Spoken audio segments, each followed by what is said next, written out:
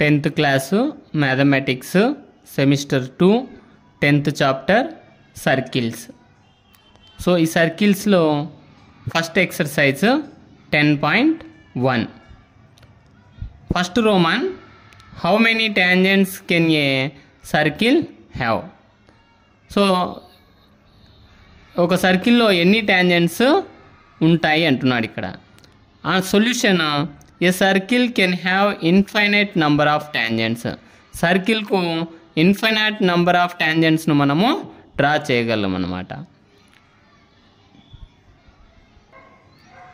Second roman, fill in the blanks. Fill in the బ్లాంక్స్లో first question, a tangent to a circle intersect it in dash points. Tangent of circle అనమాట. అంటే సర్కిల్కు tangent అనేటువంటిది ఎక్కడ intersect చేస్తుంది అంటే 1 point దగ్గర మాత్రమే ఇంటర్సెక్ట్ చేస్తుంది. So solution is 1. Second problem, a line intersecting a circle in 2 points is called a dash అన్నాడు. So secant of the circle అంటే సీకెంట్ ఆఫ్ ద సర్కిల్ ఏం చెప్తుందంటే ఆ లైన్ అనేటువంటిది సర్కిల్లో నుంచి 2 పాయింట్స్గా టచ్ చేసి సర్కిల్ను వెళ్ళిపోతుంది అనమాట. అట్లాంటి దాన్ని ఏమంటాం ఇక్కడ అంటే సీకెంట్ ఆఫ్ ద సర్కిల్ అంటాం అనమాట. సో సీకెంట్ అవుతుంది second one answer. Third one, a circle can have dash parallel tangents at the most. So సర్కిల్కు ఎక్కువగా ఎన్ని ప్యారలల్ టాంజెంట్స్ డ్రా చేయొచ్చు అంటే సో ఆన్సర్ ఈజ్ 2 అవుతుంది. సో 2 టాంజెంట్స్ను మనము డ్రా చేయగలం. Next fourth one, the common point of a tangent to a circle and the circle is called dash. So common point అన్నాడు. Common point ఏమవుతుంది అంటే tangent of సర్కిల్కు point of contact అవుతుంది. Point of contact means ఆ సర్కిల్ను touch చేసినటువంటి ఆ ప్లేస్లో పాయింట్ ఆఫ్ కాంటాక్ట్ ఫామ్ అవుతుంది. అది 90 degrees అవుతుంది అనమాట. పాయింట్ ఆఫ్ కాంటాక్ట్ అంటూనే 90 degreesగా ట్రీట్ చేయాలి. అప్పుడు మనం ప్రాబ్లమ్స్ను సాల్వింగ్ చేయగలం అనమాట. So point of contact angle is 90 degrees. So fourth one solution point of contact. Third problem, A tangent PQ. PQ అనేటువంటిది ఒక tangent at a point P of a circle of radius 5 centimeter meets a line through the center O at a point Q so that OQ is equal to 12 centimeter. Length PQ is అన్నాడు. So choosing type ఇచ్చాడు ఇక్కడ. First option 12 centimeter, second one 13 centimeter, C 8.5 centimeter, also fourth D √119 centimeters. సో ఇక్కడ ప్రాబ్లమ్ను ముందు understand చేసుకోవాలి. ఈ tangent PQ అంటే సర్కిల్కు పీక్యూ అనేటువంటిది ఒక టాంజెంట్ అనమాట.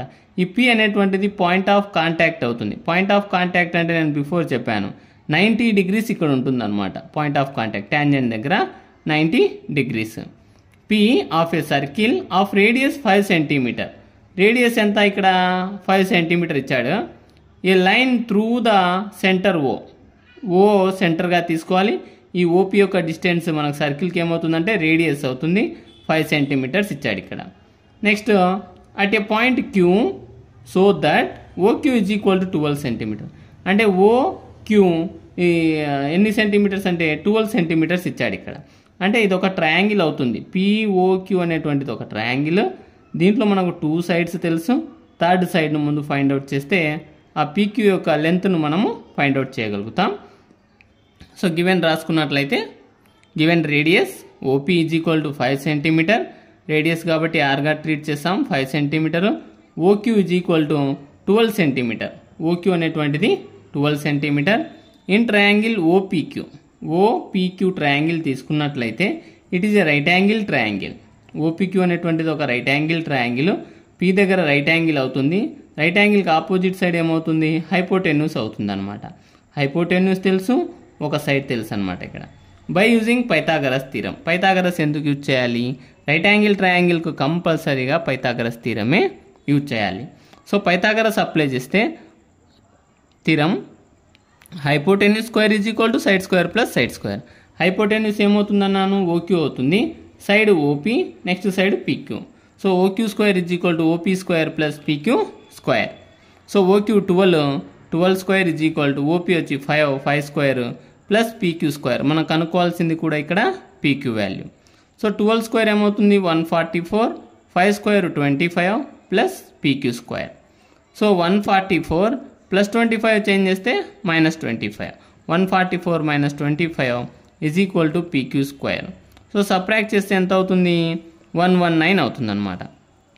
ఇక్కడ స్క్వేర్ ఫామ్లో ఉంది కాబట్టి మనకు కనుక్కోమంది పీక్యూ కాబట్టి నేను square root on both side చేశాను, రెండు దాళ్లకు స్క్వేర్ రూట్ చేశాను. Root 119 is equal to square root of PQ square. Square root both remove, then root 119 is equal to PQ. PQ ఎంత అవుతుంది అంటే root 119 centimetre. So length of PQ అనమాట. Length of PQ ఇచ్చిన ఆప్షన్లలో మనకు D అవుతుంది.